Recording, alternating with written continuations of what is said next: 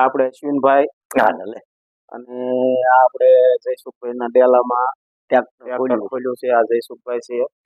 અને કયું ટ્રેક્ટર છે જયસુખભાઈ? 744 સૌરાજ 744. અને શું પ્રોબ્લેમ છે? હેઠું બે જાય ઊંચું નીચું થાય છે. એ બતાવી દઈએ આપણે.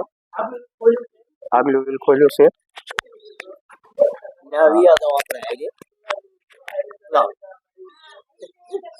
આગલા વ્હીલ ના બે માં ટેરિંગ માં બહુ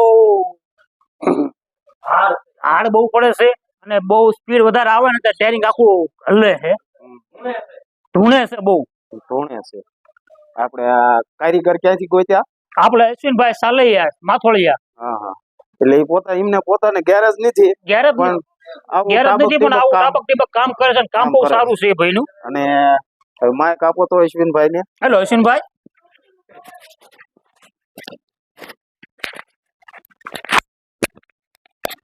અને આ અશ્વિનભાઈ તમે શું ખોલ્યું છે એ બતાવો જરી. આપણે ટ્રેક્ટર નો હળો ખોલ્યો છે. કયો હળો કહેવાય? આગળ પાછળ બે. હા. પાટલો પાછળ ખોલેલો છે. આ હવે નીચે ઉતારવાનું છે. હા. એ ભાઈને લીપુ હેઠી બેસી જવાનો પ્રશ્ન છે. તો હવે જોશું આપણે હેઠે ઉતારીને કે ભાઈ ક્યાં કણે પ્રશ્ન છે, શું ફોલ્ટ છે, એ આપણે હેઠે ઉતારીને જોઈશું. અને એક થોડુંક સ્ટેરિંગ માં એમને તકલીફ હતી. સ્ટેરિંગ બહુ હાર્ડ પડતું. આ પાટલો ખોલ્યો છે. હા, એ પાટલો આપણે ખોલ્યો છે. હવે માણા ને રાહ્યા છે. માણા થોડુંક આવે, માણા મેરા મળે એટલે ઉતારી લેવી હળવે દઈ.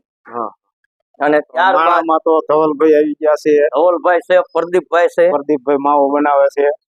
એટલે થોડુંક પાટલામાં વજન હોય એટલે થોડુંક માણા વધારે જોવે. ઓછામાં ઓછા 4-5 જણા તો જોવે. અને મારે થોડુંક એક ઢીસણ ની તકલીફ છે એટલે હું બળ નથી કરતો પાછો. આપણે આ ઉતાર્યા પછી આપણે એક બીજો વિડીયો બનાવશું. હા, ઉતાર્યા કેડે આગળ